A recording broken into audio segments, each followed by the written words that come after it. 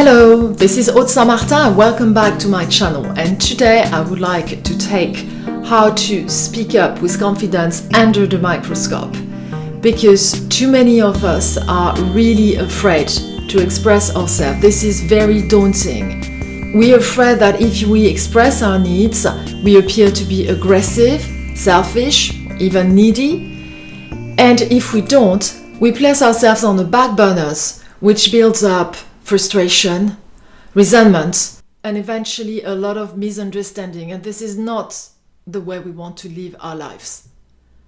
So today, what I would like to do with you is really to unravel this doom if you do, doom if you don't situation, to stop these fear dynamics, to pull you down every time you want to speak up for yourself. Because the truth is, when you're using your unique voice and really appear in your uniqueness, then you can truly expand yourself and create amazing results in your life.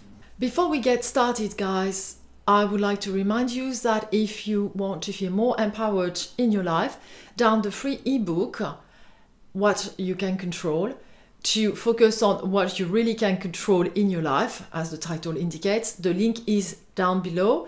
And please do subscribe to that channel so you can receive notification every time there's a new video. So why is it so difficult to speak up, let alone with confidence?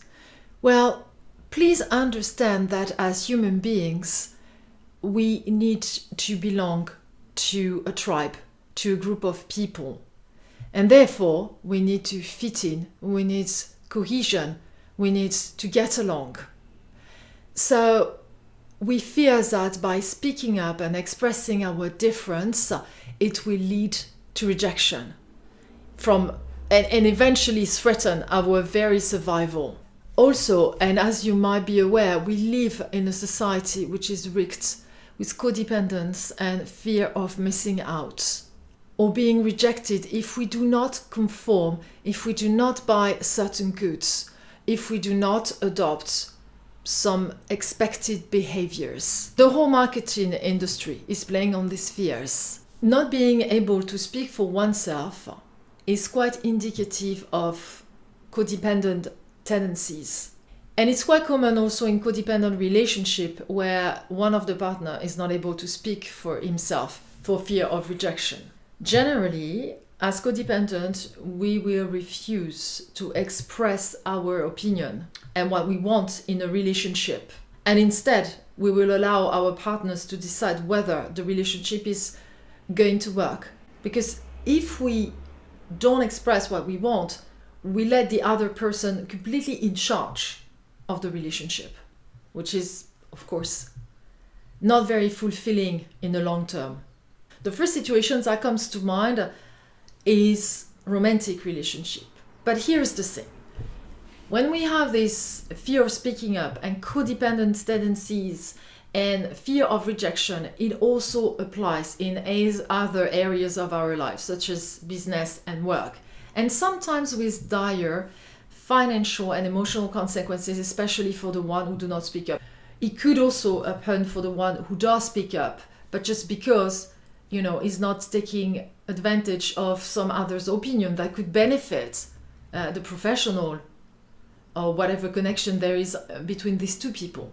In any case, when a person does not express him or himself, he or she will behave a certain way, hoping to get some form of recognition. And such behavior can consist in pleasing and be overly nice in the hope that our partner is never going to leave us or we are getting this raise or promotion we've been longing for.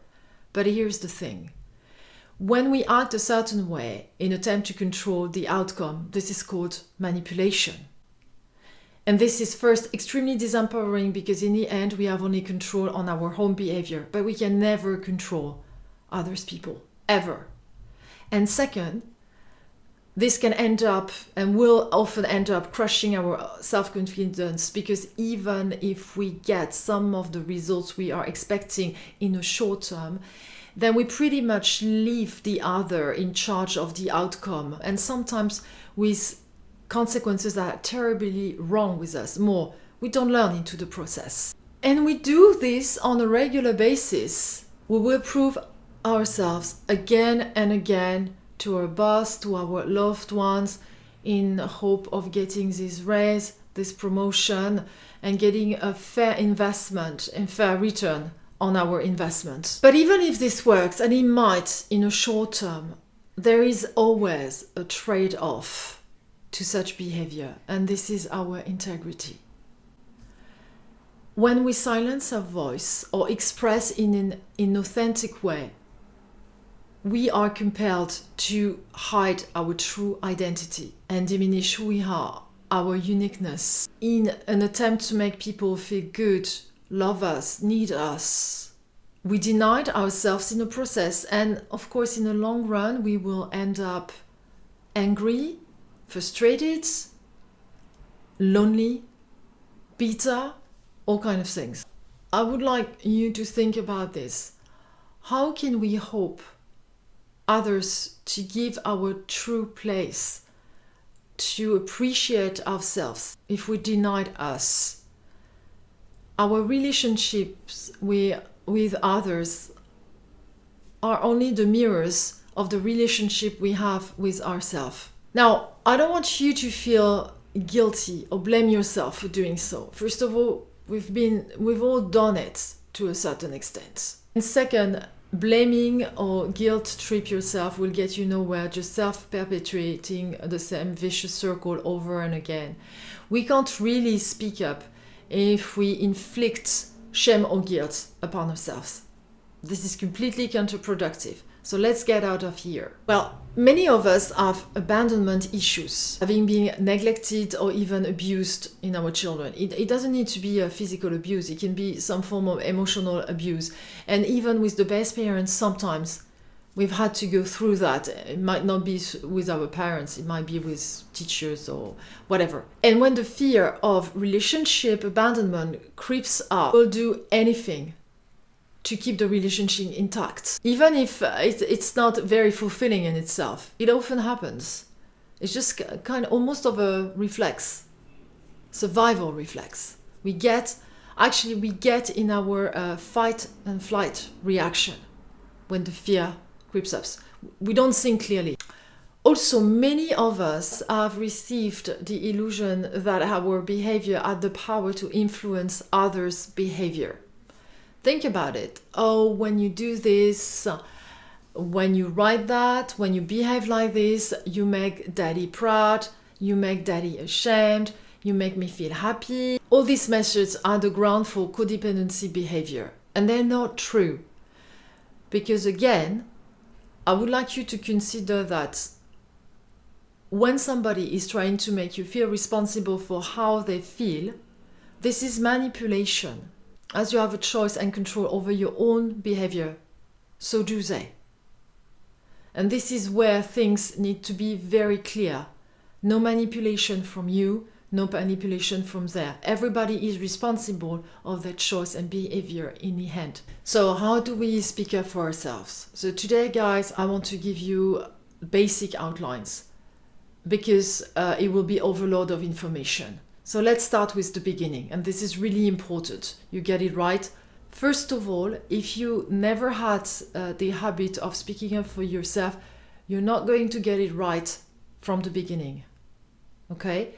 So you might overreact, you might be a little bit too emotional, and that's okay. This is a process. So first, pick your battles.